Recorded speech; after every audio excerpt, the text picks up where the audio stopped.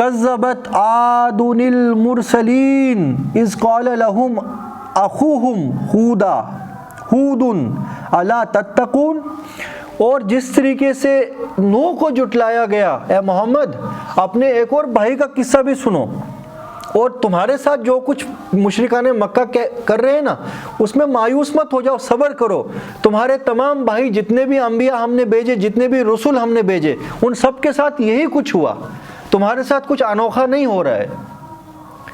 یہ نازل کس پہ ہو رہی ہے؟ وہی نبی صلی اللہ علیہ وسلم پر۔ جب نبی صلی اللہ علیہ وسلم کو باقی سب رسولوں کی داستان سنائی جا رہی ہے تو ان کو بھی حوصلہ مل رہا ہے کہ میرے بھائیوں کے ساتھ بھی یہی کچھ ہوا، کیونکہ بیونڈ ایکسپیکٹیشن تھا جو مشرکان مکہ کر رہے تھے، ایسے انسان کے ساتھ جس کو الصادق الامین کا لقب دیا ہوا تھا، ہے نا، تو ان کو اللہ تعالیٰ کی طرف سے ہی تھپکی دی جا رہی ہے اور یہ سب باتیں سنائی جا رہی ہے کہ تم سے پہلے جو اللہ کے رسول تھے تو ان کے ساتھ بھی یہی کچھ ہوا، تو تم بھی صبر کرو۔ اتصبرون، کیا تم صبر کرو گے؟ کذبت عاد المرسلین، جھٹلایا عاد نے رسول کو، عاد کی قوم نے ہمارے رسول کو جھٹلایا۔ اذ قال لهم اخوهم ہود الا تتقون، جب ہمارے رسول یعنی انہی میں کا ایک بھائی ہود، اس نے ان سے کہا کہ کیا تم اللہ کا تقوی، اللہ کے لیے اپنے برے کام چھوڑنے کے لیے تیار ہو؟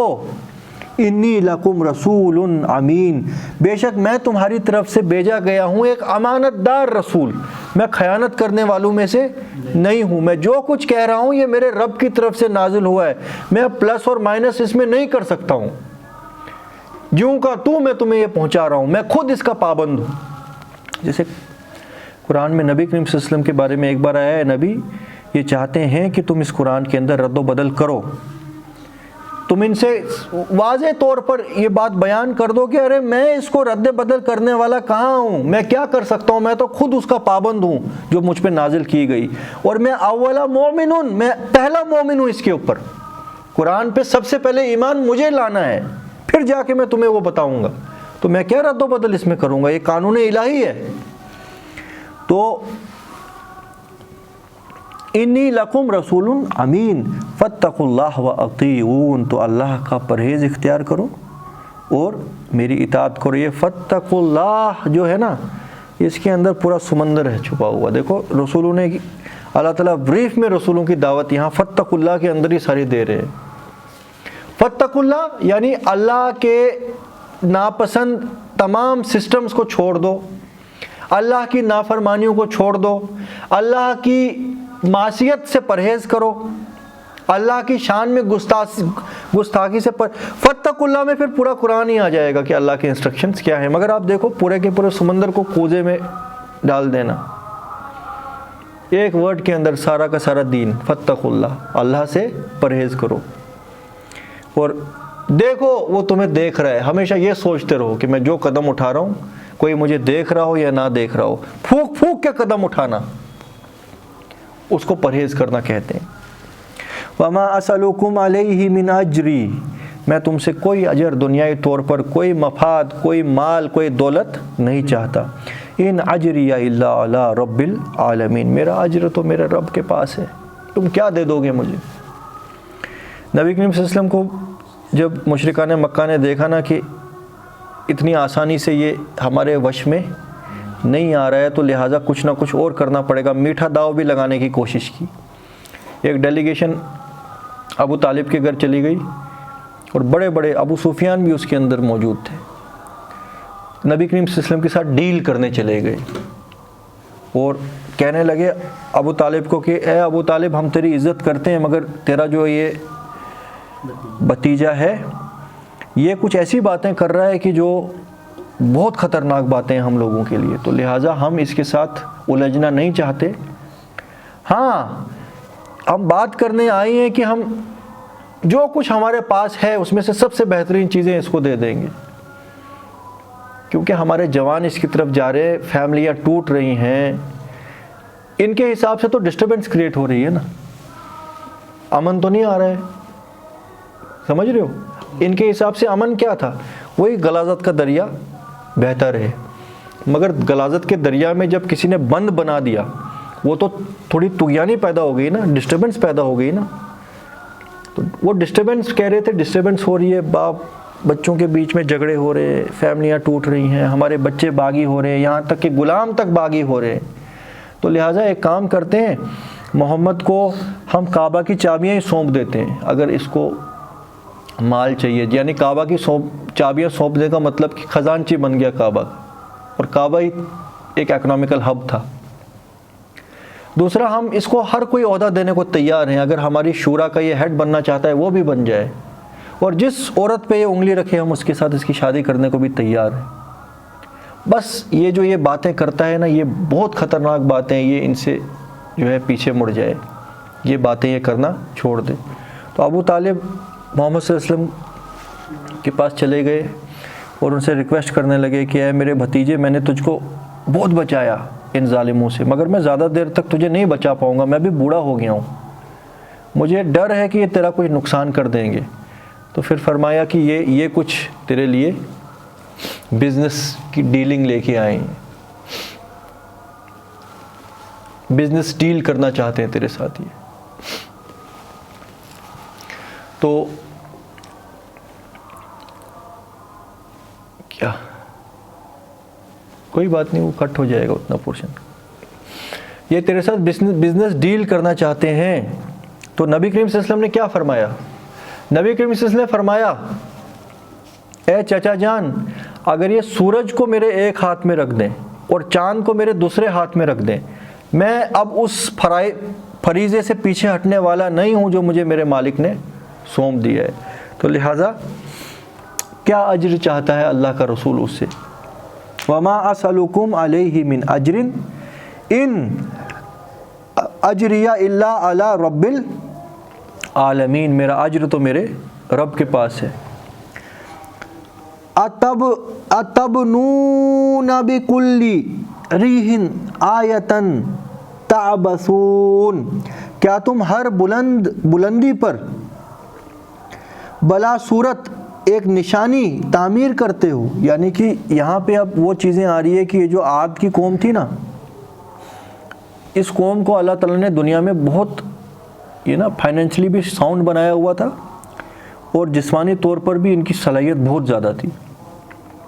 اور یہ قوم ایسی تھی، یہ بڑی بڑی اپنی نشانیاں چھوڑتی تھی، یا جہاں جہاں پہ یہ شہر اپنے تعمیر کرتی تھی نا، وہاں پہ اپنے بڑے بڑے یہ اسٹیچوز اور نشانیاں چھوڑ کے بناتی تھی. یہاں سے یہ پتہ لگتا ہے کہ یہ دنیائی طور پر کافی ساؤنڈ تھے. تو فرمایا جا رہا ہے کیا تم ہر بلندی پر بلا ضرورت، بنا کسی ضرورت ایک نشانی تعمیر کرتے ہو؟ یہی ترجمہ لکھا ہوا ہے. وَتَتَّخِذُونَ مَصَانِعَ لَعَلَّكُمْ تَخْلُدُونَ، اور تم بناتے ہو مضبوط شاندار محل کہ شاید تم ہمیشہ رہو گے. یعنی تم اس طریقے سے محل بناتے ہو، تراشتے ہو محل پہاڑوں کو کاٹ کاٹ کے، اور اس میں کتنی محنت لگتی ہے پہاڑوں کو، چٹانوں کو تراش کے اس کے اندر رہنے کی جگہیں بنانا. لعلکم تخلدون، جیسے کہ تم ہمیشہ رہنے والے ہو، اتنی محنت کر کے تم وہ عمارتیں بناتے ہو. وَإِذَا بَطَشْتُمْ جَبَّارِينَ، اور جب تم کسی پر گرفت کرتے ہو تو جبار ظالم بن کے گرفت کرتے ہو. یعنی تمہارا جتھا بھی بڑا مضبوط ہے، جب کسی پہ تم اٹیک کرتے ہو بڑے جبار قوت کے تم مالک ہو، تم اس کے اوپر اٹیک کرتے ہو. بڑے جنگجو قسم کے لوگ بھی ہیں یہ غالباً. فَاتَّقُوا اللَّهَ وَأَطِيعُونِ، تو اللہ کا تقوی اختیار کرو، میری اطاعت کرو. یعنی یہ سب چیزیں جو میں نے تمہیں گنوائی ہیں نا، یہ تمہارے کسی کام آنے والی نہیں ہے جب اللہ کا عذاب تم پہ ٹوٹ پڑے گا.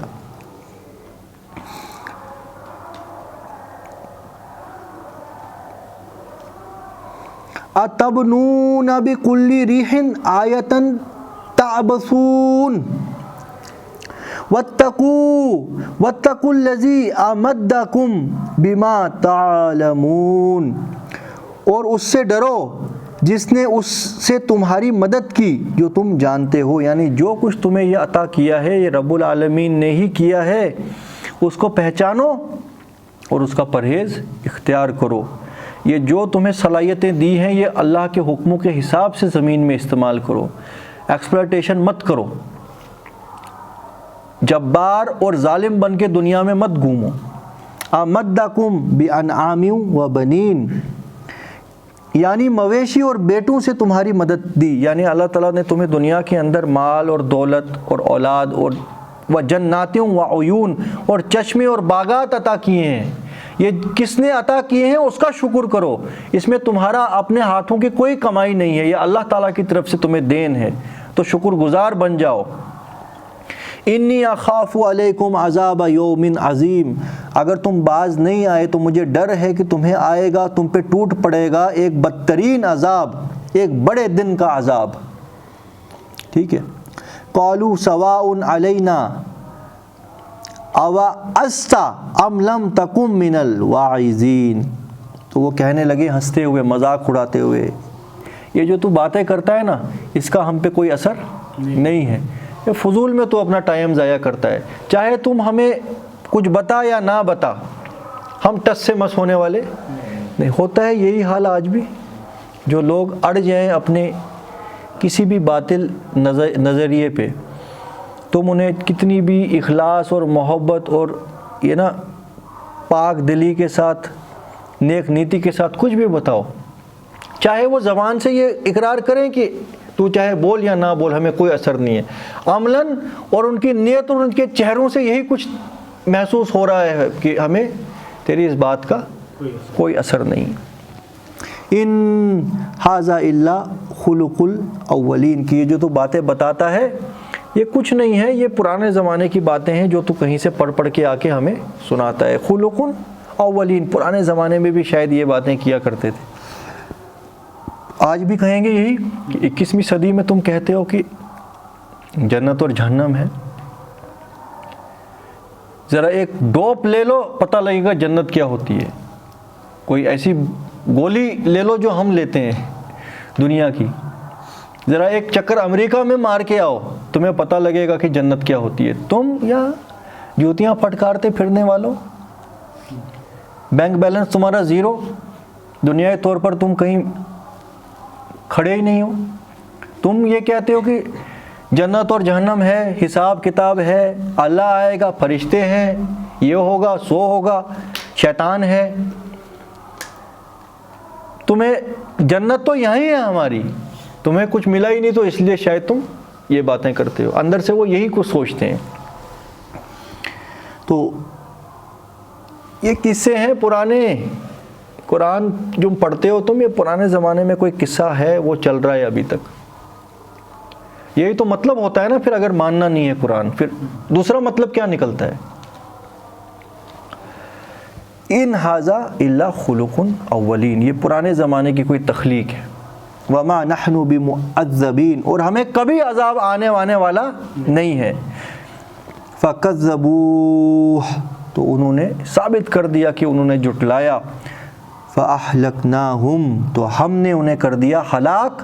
ان فی ذالک لآیہ، بے شک ان کی بستیوں کے اندر بہت بڑی بڑی نشانیاں ہیں۔ وما کان اکثرہم مؤمنین، مگر اکثر لوگ ایمان لانے والے نہیں ہیں۔ یہ عاد اور سمود، یہ بستیاں تو مکہ کے آس پاس موجود ہیں، یہ سعودی عرب جو انہوں نے نام رکھا ہوا ہے اپنا، اسی ملک کے اندر یہ بستیاں موجود ہیں، جس کو آج یہ انہوں نے نام الاولیٰ کہتے ہیں، اس شہر کو، یہ اس بستی کو، جہاں کو انہوں نے ٹورزم کے لیے کھول دیا ہے۔ وہاں پہ بڑے 5 اسٹار قسم کے خیمے انہوں نے لگائے ہیں، ہر عیاشی کا سامان انہوں نے وہاں پیش کیا ہے۔ تو مگر وہاں کے ٹور گائیڈز کو انسٹرکشنز ہیں، یہ محلات تو دکھاؤ، یہ یونیسکو ہیریٹیج سائٹ ہے یہ، مگر خبردار کسی کو یہ بتانا نہیں کہ کہانی کیا ہے یہاں کی، یہاں عذاب نازل ہوا ہے۔ تو میں ایک ڈاکومنٹری دیکھ رہا تھا، انہوں نے لڑکیاں وہاں زیادہ تر رکھی ہیں، اب ہوتی ہیں حجاب وغیرہ کر کے ہی ہوتی ہیں، مگر گائیڈ رکھی ہیں لڑکیاں، یہ دکھانے کے لیے ویمن امپاورمنٹ سعودی عرب میں۔ اس سے وہ ایک انگریز پوچھتا ہے کہ یہ اصل میں یہ گفاؤں کی ہسٹری کیا ہے؟ ٹھیک ہے یونیسکو سائٹ ہے، بڑی پرانی چیز ہے، مگر اس کے بارے میں ہسٹری کیا ہے. میں نے سنا ہے کہ یہاں پہ کوئی عذاب نازل ہوا تھا تو وہ کہتی ہے we are not allowed to speak about that, you just enjoy. کیا اس بارے میں بات کرنے کی اجازت ہی نہیں ہے ہمیں بادشاہ کی طرف سے. یہ ٹینشن کی باتیں ہیں, ڈپریشن کی باتیں ہیں. چھوڑو, تم یہاں عیش کرنے آئے ہو, عیش کرو. کیا ہوا تھا, کیوں ہوا تھا, اس سے تمہیں کیا لینا دینا. تم دیکھو یہاں 3000 سال پہلے گفا بنی ہوئی ہے جو تراش تراش کے بنائی ہے ہاتھوں سے, چسل سے. ہے پاسبل؟ کتنی زبردست چیز ہے یہ دیکھو کیسے ہوا تھا. آم کھاؤ, گٹلیوں میں کیا رکھا ہے کہ کہیں خدا نہ خواستہ کوئی آ کے یہاں یہ نہ بولے جس وجہ سے یہ بستیاں ہلاک ہوئی تھی تم بھی وہی کام کر رہے ہو. انہوں نے وہاں وہی کام شروع کر دیے نا. وہ تھی کیا, وہ نشانی تھی. اور آپ کو پتہ ہے نبی کریم صلی اللہ علیہ وسلم کبھی بھی ان بستیوں میں ویٹ نہیں کرتے تھے. کبھی چلنا وہاں سے گزرنا ہو نا, کبھی اپنے خیمے رات کے لیے وہاں نہیں باندھتے تھے کہ یہاں سے جلدی نکل جاؤ, یہاں اللہ کا عذاب نازل ہوا ہے.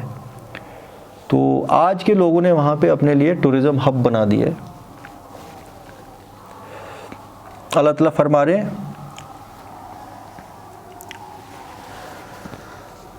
وَإِنَّ رَبَّكَ لَهُوَ الْعَزِيزُ الرَّحِيمُ. اور پھر سے ہر رسول کی کہانی بیان کر کے, قصہ بیان کر کے, پھر ان کی قوم کا جو نتیجہ ان پہ عذاب کا کوڑا برسا, اس کے بعد پھر اللہ تعالیٰ رحمان اور رحیم بار بار یہی بیان کرتے ہیں کہ اے مخاطب قرآن تم بھی اپنا حال وہ مت کرو جو پچھلی قوموں نے کیا, اور جو ہو گیا سو ہو گیا. اگر ابھی بھی سدھرنا چاہتے ہو جب تک عذاب کا کوڑا تم پہ گرتا نہیں ہے تو ایمان لے آؤ, راستہ رسول کا اختیار کرو.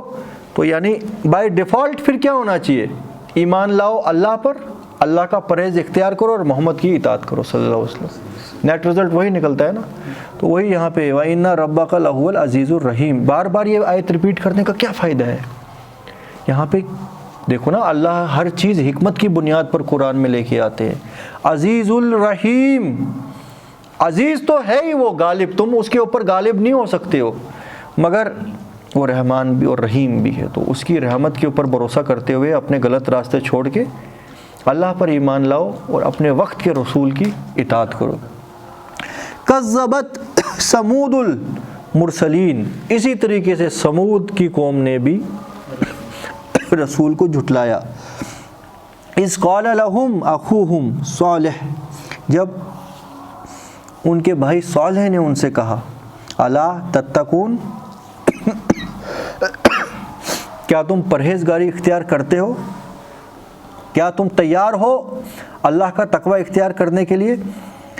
انی لکم رسول امین, میں تمہاری طرف سے ایک امانت دار رسول. نہیں ہوا؟ بسم اللہ الرحمن الرحیم. کذبت سمود المرسلین, اور سمود نے رسولوں کو جھٹلایا. یعنی سمود کی قوم کی طرف پے در پے رسول بھیجے گئے, مگر تمام رسولوں کا ذکر نہیں آیا ہے.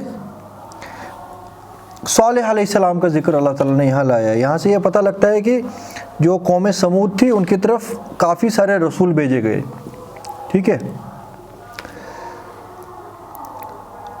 اذ قال لهم اخوهم صالح, جب ان کے بھائی صالح نے ان سے کہا الا تتقون, کیا تم پرہیز اختیار نہیں کرتے, کیا تم اللہ سے ڈرتے نہیں, اللہ کے حکموں کو اپنی زندگی میں بجا لانے کی تم اپنے دل کے اندر یہ اللہ کے حکموں کو قبول کرنے کے لیے تیار نہیں ہو.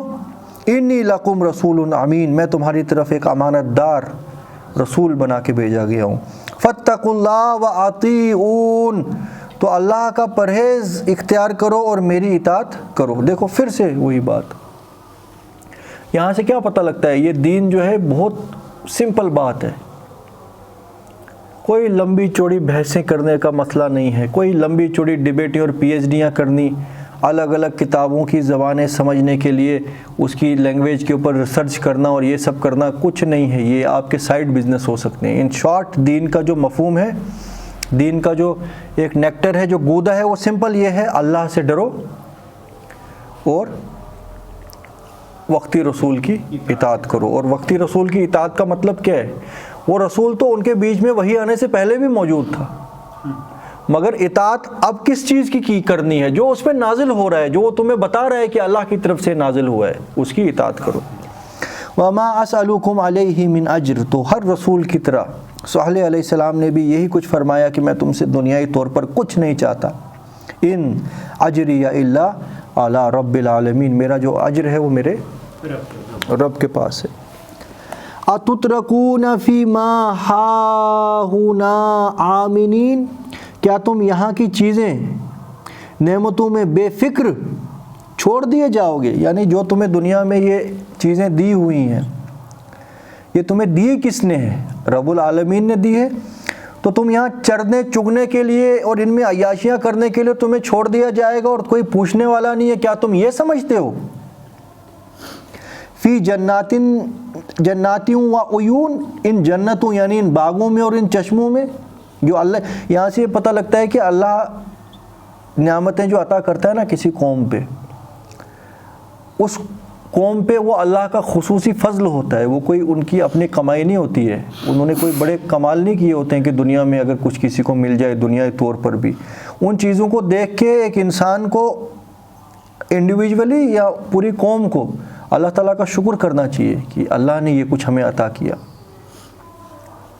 اللہ تعالیٰ ہمیں دنیا کے اندر مفلس بھی بنا سکتا تھا، اللہ تعالیٰ دنیا کے اندر ہماری جو ہے حیثیت بالکل کم تر بھی رکھ سکتا تھا، مگر اللہ نے اگر ہمیں عطا کیا تو لہٰذا ہمارے لیے امتحان بھی اب زیادہ ہے کہ جس کو جتنا زیادہ دیا گیا اس کا اسی حساب سے امتحان ہوگا، تو بڑا ڈر ڈر کے اللہ کی نعمتوں کو استعمال بھی کرنا۔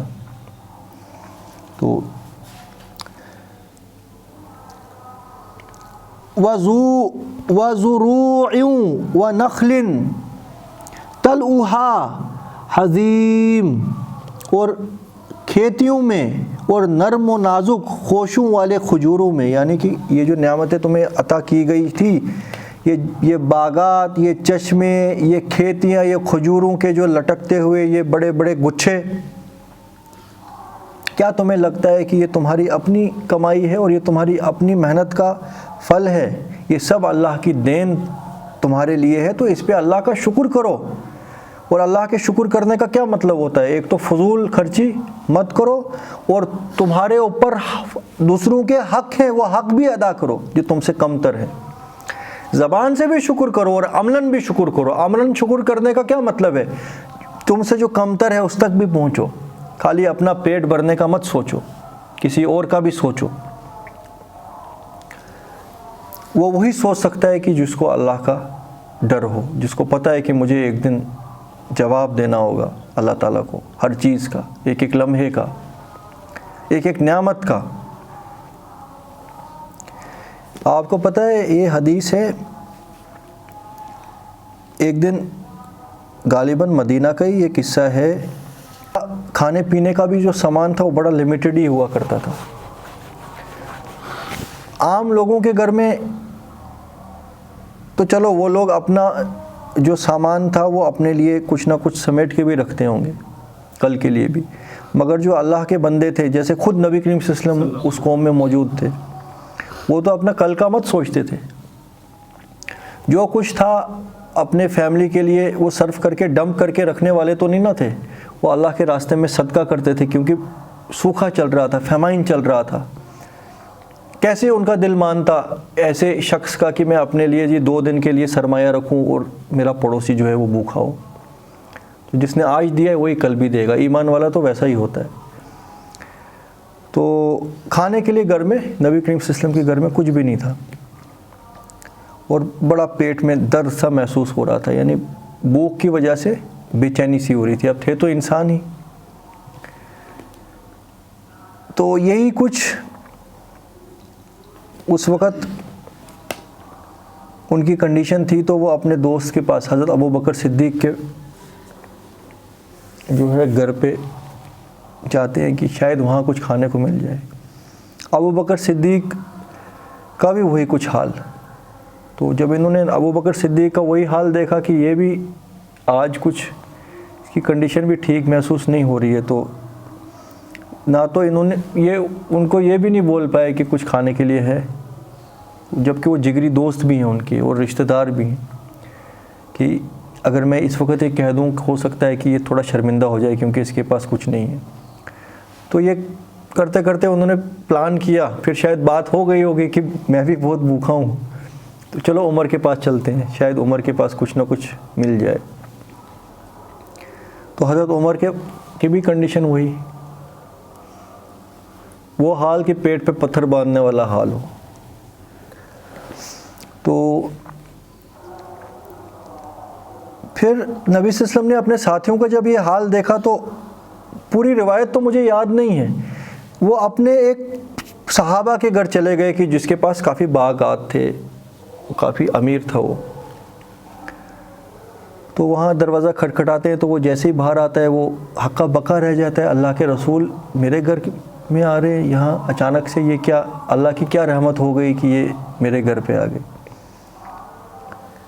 تو وہ امیجیٹلی جو ہے یہ فریش کھجوریں اس کے پاس تھی، تازی کھجور اور ٹھنڈا ٹھنڈا پانی پیش کر لیتا ہے۔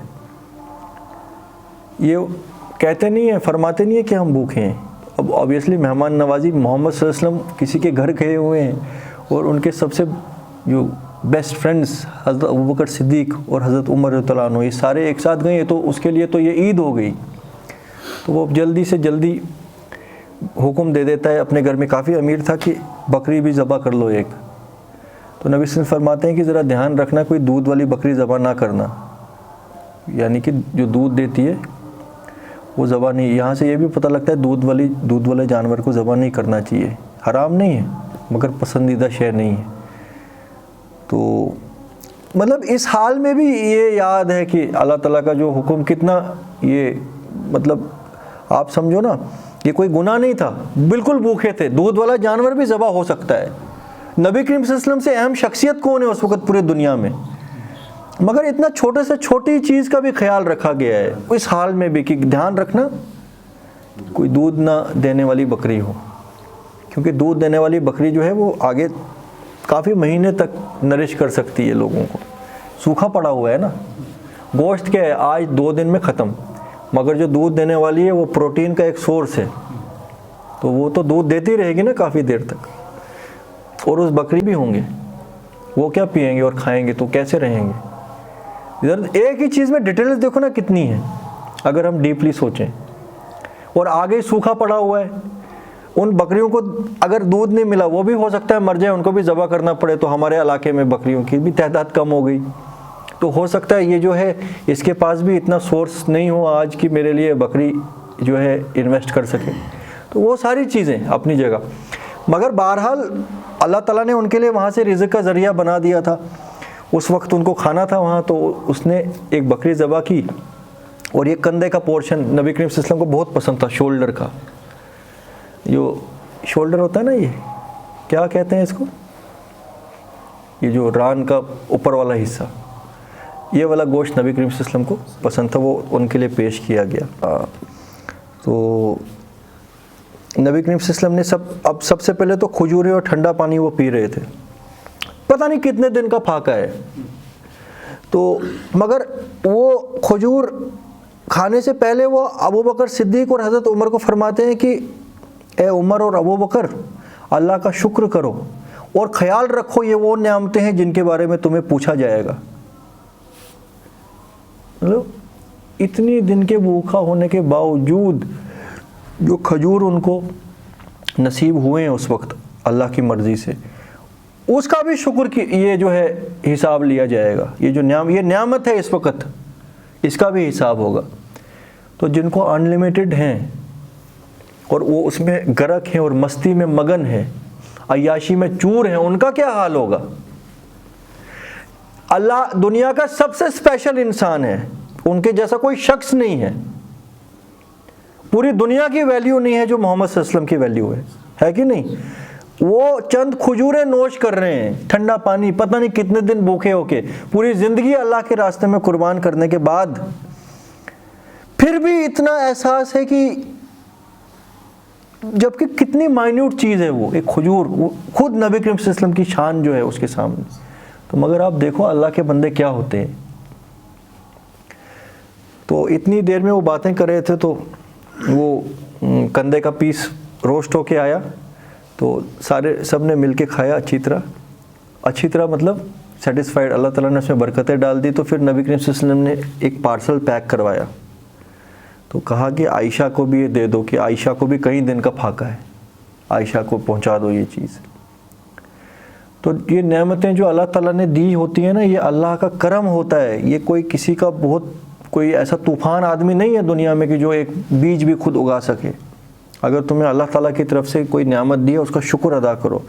تو یہ اللہ کے رسول صالح علیہ السلام بھی یہ فرما رہے, تمہیں کیا لگتا ہے یہ جو جنت اور یہ باغ اور یہ جو کھجور اور یہ نہریں اور یہ لٹکتے ہوئے پھلوں کے خوشے, تمہیں ان کے بیچ میں ایسے ہی چھوڑ دیا جائے گا اور تمہیں کوئی حساب لینے والا نہیں ہے؟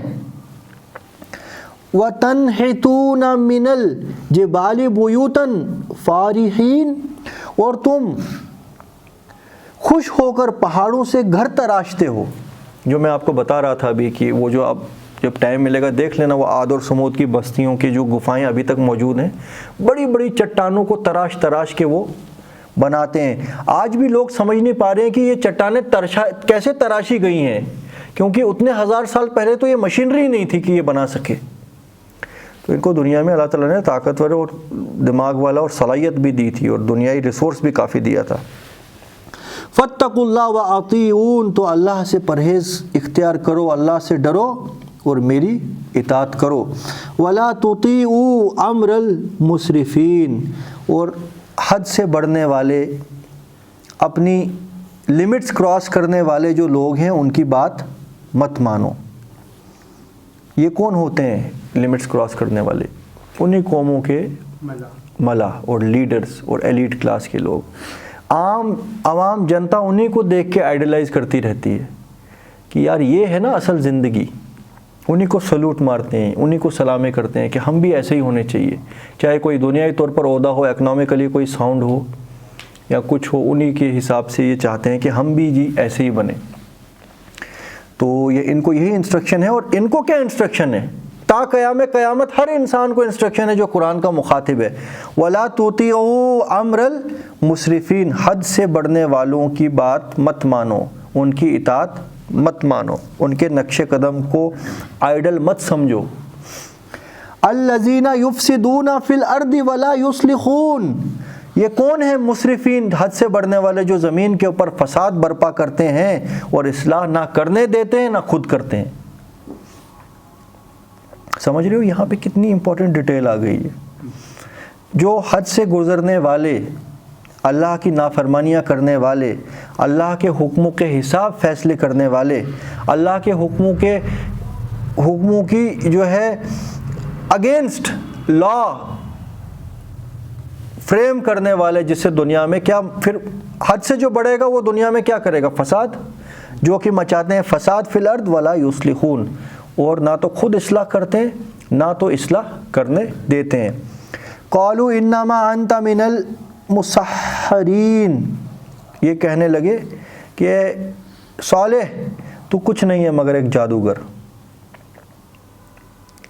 کیونکہ رسولوں کو تو اللہ سبحانہ وتعالیٰ معجزے بھی دیتے ہیں نا, تاکہ لوگ عاجز ہو جائیں. معجزے کا مطلب ہوتا ہے ایسی چیز جس کو دیکھ کے آگے والا انسان عاجز ہو جائے, یعنی اس کو سرنڈر کرنے پہ مجبور ہونا پڑتا ہے کہ یہ جو چیز ہے یہ پاسبل نہیں تھی, اگر ہو گئی اس کا مطلب اس کو کرنے والا اللہ تعالیٰ ہے, تو مجھے اس کو تسلیم کرنا چاہیے. جیسے کہ قرآن تا قیامت سب سے بڑا معجزہ ہے جو نبی کریم صلی اللہ علیہ وسلم پہ نازل ہوا ہے. تو حیرانی کی بات میں اب مجھے سمجھ آتی ہے جب خود پڑھنا شروع کیا کہ واقعی میں یہ اللہ تعالیٰ کی وہ کتاب ہے کہ جو سب سے بڑا اس سے بڑا کیا آپ 100 سال پہلے والی کوئی کتاب اٹھا لو اپنی بادشاہ کی, اگر سمجھ گئے نا تو سلوٹ آپ کو بجنا چاہیے. پھر 200 سال پہلے والی اٹھاؤ, وہ تو آپ کو جائے گی کہاں, ہوا میں اڑے گی. 300 سال پہلے جاؤ, آپ کو لگے گا یار یہ تو کوئی پتہ نہیں کون سے فارسی ہے, کہ فارسی کے بھی باپ ہیں. اس سے پہلے چلے جاؤ, آپ کو لگے گا چائنیز ہے یہ,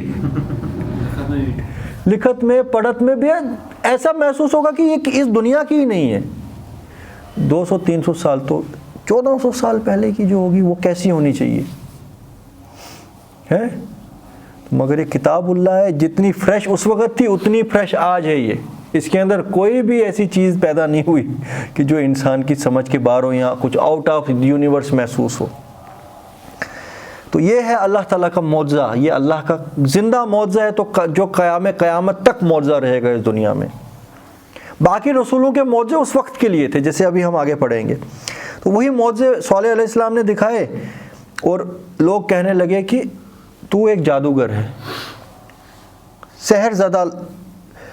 انہوں نے کہا اس کے سوا نہیں کہ تم سحر زدہ لوگوں میں سے ہو۔ جادوگر نے کہا کہ تم پہ شاید جادو کا اثر ہے یا کسی آسیب کا سایہ ہے، ٹھیک ہے، ہمیں محسوس ہوتا ہے کہ تمہارا دماغ جو ہے سرک چکا ہے کہ کسی جن یا آسیب کا تم پہ سایہ پڑ گیا ہے، ٹھیک ہے۔ ما انت الا بشر مثلنا، تم کوئی رسول نہیں ہو، تم ہمارے ہی جیسے ایک بشر ہو۔ فَأْتِ بِآیَةٍ إِن كُنتَ مِنَ الصَّادِقِينَ، ہاں اگر تم واقعی جو دعویٰ کرتے ہو کہ تم اللہ کے رسول ہو تو کچھ ایسی نشانی لے کے آؤ کہ جو ہمیں عاجز کر دے، ان کنتم صادقین، اگر تم سچے ہو۔ قال هذه ناقۃ لها شرب ولکم شرب یوم معلوم۔ تو پھر قرآن میں دوسری جگہ یہ ہے کہ ان میں سے کوئی لیڈرز اٹھے، انہوں نے سوچا ہم ایسی بات کریں گے کہ جو پاسبل ہی نہیں ہو سکتی، جیسے آسمان سے تاڑے توڑ لاؤ، کوئی بولتا ہے نا، پر اس کو لگتا ہے کہ یہ تو توڑ کے نہیں لائے گا۔ تو اس وقت شاید چٹان تھی، اور یہ چٹان میں ہی رہتے تھے لوگ، ایک بڑی چٹان تھی۔ تو کچھ ظالموں نے کہا ہے صالح اگر تو واقعی اللہ کا رسول ہے تو اس میں سے ایک سرخ اونٹنی نکال کے لے کے آ، چٹان میں سے اونٹنی۔ تو ان کو کیا لگا یہ تو کوئی ایسی چیز ہے کہ جو کبھی پاسبل ہو ہی نہیں سکتی کہ چٹان میں سے کوئی اونٹنی برآمد ہو۔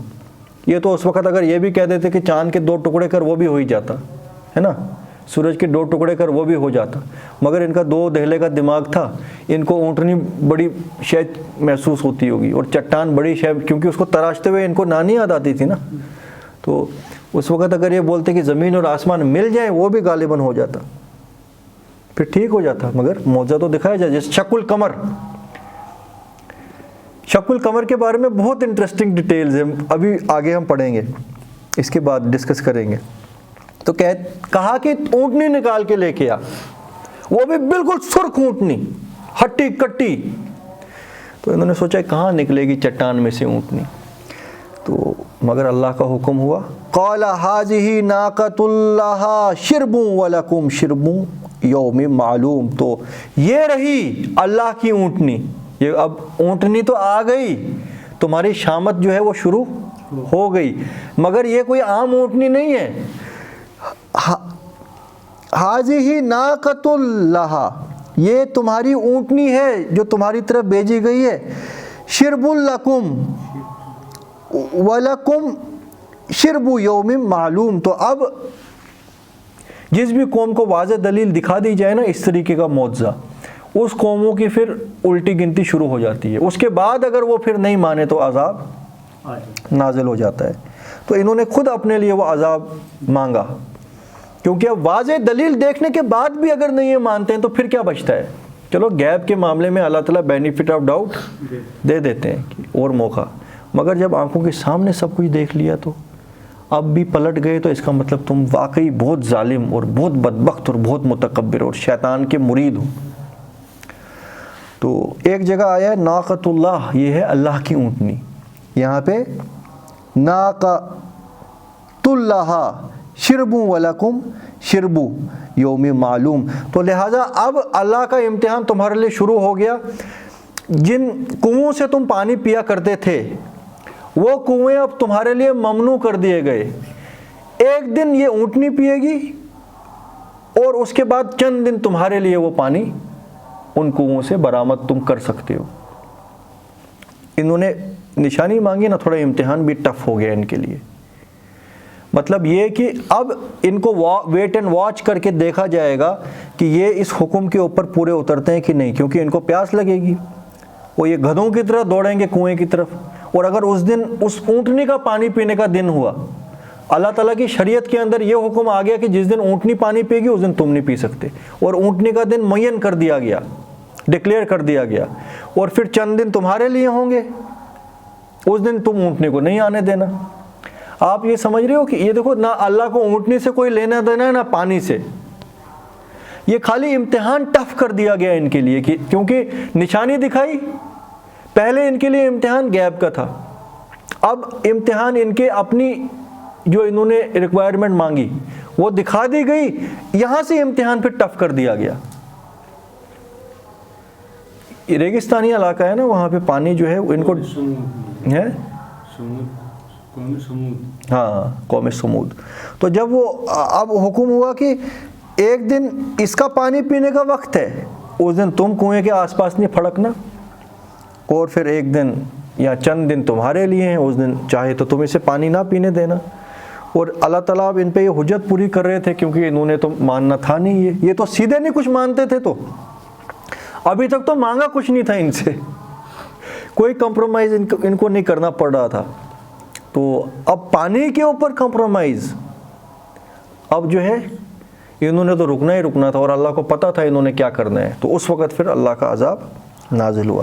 وَلَا تَمَسُّوهَا بِسُوءٍ فَيَأْخُذَكُمْ عَذَابٌ يَوْمٍ عَظِيمٍ، اور خبردار اپنے دماغ میں سوچنا بھی نہیں کہ اس اونٹنی کو ہم کچھ نقصان پہنچائیں گے یا ماریں گے یا ستائیں گے، اگر ایسا کیا تو بس تم پہ پھر اللہ کا عذاب ٹوٹ پڑے گا، اس عظیم دن کا عذاب ٹوٹ پڑے گا۔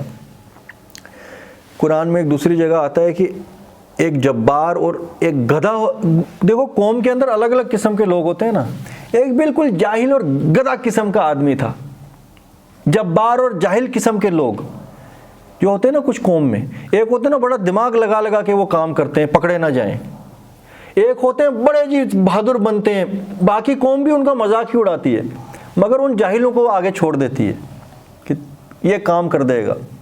اسی طریقے کا ایک جاہل اٹھا، اس نے تلوار اٹھائی، اس نے بولا یہ کیا سالے، تو یہ اونٹنی میں تمہارے، وہ باقی اس کو بوسٹ کر رہے تھے، تو ہی کچھ جا، تو بڑا ہمت والا ہے، اس کو تھوڑا سا ہوا بھر رہے تھے، اس کو بیوقوف بنا رہے تھے کہ تو جا اس اونٹنی کو مار دے، یہ سالے نے ہمارا دماغ بہت خراب کر کے رکھا ہے، اور یہ اونٹنی بھی مصیبت آ گئی، تو لہٰذا اس اونٹنی کا ایک ہی بار تو ٹنٹا ختم کر دے، تو لہٰذا ہمیں پانی کا مسئلہ نہ رہے، کچھ نہ رہے۔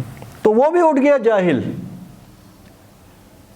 آپ سمجھ رہے ہیں کس قسم کے جاہل ہوتے ہیں، جو ان پڑھ جٹ قسم کے لوگ، وہ سمجھتے ہیں ہم بڑے بہادر ہیں، ہماری سارے عزت کرتے ہیں، مگر وہ ہوتے بیوقوف ہیں، پیچھے سے سارے ان کا مذاق ہی اڑاتے ہیں، مگر اپنی بہادری دکھانے چلا گیا، اٹھائی تلوار تو اونٹنی کو مار دیا اور کوچے کاٹ دیے، یعنی کہ اونٹنی کی تھائز کے اوپر اس نے اٹیک کیا۔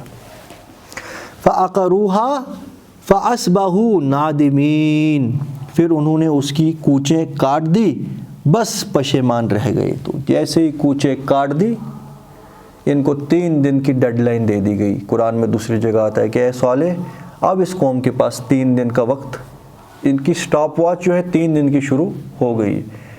دیکھو رب العالمین کی شان، یہ سب کرنے کے بعد بھی 3 دن کا موقع اور دیا گیا کہ ابھی بھی اگر جو توبہ کر لیتے ہیں، توبہ کر لو، ورنہ عذاب اسی وقت نازل ہوتا نا۔ اس وقت نازل ہونے کا ایک ریزن یہ بھی تھا کہ صالح علیہ السلام اور مومن لوگ ابھی موجود تھے، اور قرآن میں یہ اللہ کا قانون ہے کہ جب مومن، اللہ کا رسول جس کسی قوم میں موجود ہو، وہاں پہ عذاب نازل نہیں ہو سکتا، تو ان کو سامان پیک کر کے نکلنا بھی تھا نا۔ تو دیکھو نا کتنا پرفیکٹ ہے اسلام، کوئی بولے گا 3 دن کا وقت کیوں دیا گیا۔ فَعَقَرُوهَا فَأَصْبَحُوا نَادِمِينَ فَأَخَذَهُمُ الْعَذَابُ، تو آن پکڑا انہیں عذاب نے، إِنَّ فِي ذَلِكَ لَآيَةً، بے شک ان قوم اور سمود کی بستیوں میں بہت بڑی بڑی نشانیاں ہیں۔ وَمَا كَانَ أَكْثَرُهُم مُؤْمِنِينَ، مگر اس کے باوجود اکثر لوگ ایمان نہیں لاتے۔ وَإِنَّ رَبَّكَ لَهُوَ الْعَزِيزُ الرَّحِيمُ، مگر جان لو تمہارا رب ہر چیز پہ غالب ہے، اور ساتھ ہی ساتھ بہت مہربان بھی ہے۔ یہیں تک رکھیں۔ سبحان اللہ و بحمدہ سبحان اللہ العظیم۔ اللہم صلی اللہ سیدنا محمد و علی سیدنا محمد کما صلیت علی ابراہیم و علی ابراہیم انک حمید مجید۔ اللہم آنس وحشتی فی قبر، اللہم ارحمنی بالقرآن العظیم واجعلہ لی اماما و نورا و ہدا و رحمہ، اللہم ذکرنی منہ ما نسیت وعلمنی منہ ما جہلت وارزقنی تلاوتہ آناء اللیل وآناء النہار واجعلہ لی حجۃ یا رب العالمین ربنا ظلمنا انفسنا وإن لم تغفر لنا وترحمنا لنکونن من الخاسرین لا الہ الا انت سبحانک انی کنت من الظالمین رب اجعلنی مقیم الصلاۃ ومن ذریتی ربنا وتقبل دعا اللہم انی اعوذ بک من عذاب القبر ومن عذاب النار ومن فتنۃ محیا وممات ومن شر الفتنۃ مسیح الدجال لا الہ الا انت سبحانک انی کنت من الظالمین ربنا حب لنا من ازواجنا وذریتنا قرۃ اعین واجعلنا للمتقین اماما ربی حب لی من الصالحین کلا ان معی ربی سیہدین ربنا آتنا فی الدنیا حسنہ وفی الآخرۃ حسنہ وقنا عذاب النار رب اغفر لی ولوالدی وللمؤمنین یوم یقوم الحساب ربنا جعلنا من عبادک الذین مخلصین ربنا جعلنا من عبادک الذین مؤمنین ربنا جعلنا من اصحاب الجنہ ربنا لا تجعلنا من اصحاب النار اللہم انی اسألک حسن الخاتمہ واعوذ بک من سوء الخاتمہ اللہم انی اسألک الہدی والتقی والعفاف والغنی اللہم انی اسألک علما نافعا وعملا متقبلا ورزقا طیبا سبحان اللہ وبحمدہ سبحان اللہ العظیم وصدق المرسلین والحمد للہ رب العالمین.